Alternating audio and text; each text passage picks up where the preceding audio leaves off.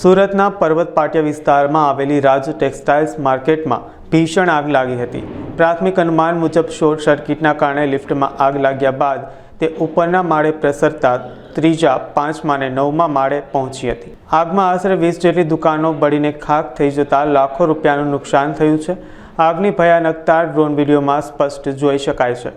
ઘટનાની જાણ થતાં જ ફાયર બ્રિગેડની 20થી વધુ ગાડીઓ અને 150 જેટલા જવાનો युद्धना धोरणे पाणी मारो चलावी आग पर काबू मेळववा माटे कवायत हाथ धरी हती। फायरना जवानोए 90% सुधी आग पर काबू मेळव्यो छे। ये राज टेक्सटाइल मार्केट है पर्वत पाटिया में, वहाँ पे फायर हुआ था। 7:14 पे कॉल आया था और 3 गेट से गाड़ियाँ भेजी थी, Dumal fire station, Mandarwaja fire station, Dindoli fire station.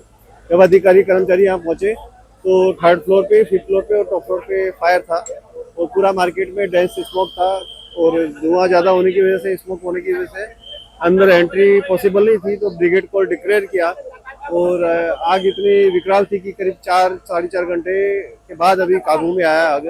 और turn table ladder hydraulic platform करीब 20 से 22 गाड़ियों की मदद ली गई है। ये 3rd और 5th फ्लोर पे कंट्रोल है अभी, और टॉप फ्लोर पे जो है वहाँ पे अभी फायर फाइटिंग चालू है। वहाँ ये कापड़ होने की वजह से पेट्रोलियम सिंथेटिक मटेरियल है तो टाइम लगेगा। शॉर्ट सर्किट के कारण हुई थी, केबल में फायर हुआ था। सवारे 7:15 આગની ઘટનાનો કોલ ફાયર મેં ઓફિસે આવ્યો હતો। પહેલો જ્યારે ફાયરનો ગાડી અહીં આવી તો આગ ખૂબ જ વિકરાળ હતી, એટલે બ્રિગેડ કોલને જાહેર કર્યો હતો અને મેક્સિમમ ફાયર સ્ટેશનથી બધી જ ગાડીઓ બોલાવી લેવામાં આવી હતી। અત્યારે 90% આગ કાબૂમાં છે, કોઈ જાનહાનિ નથી।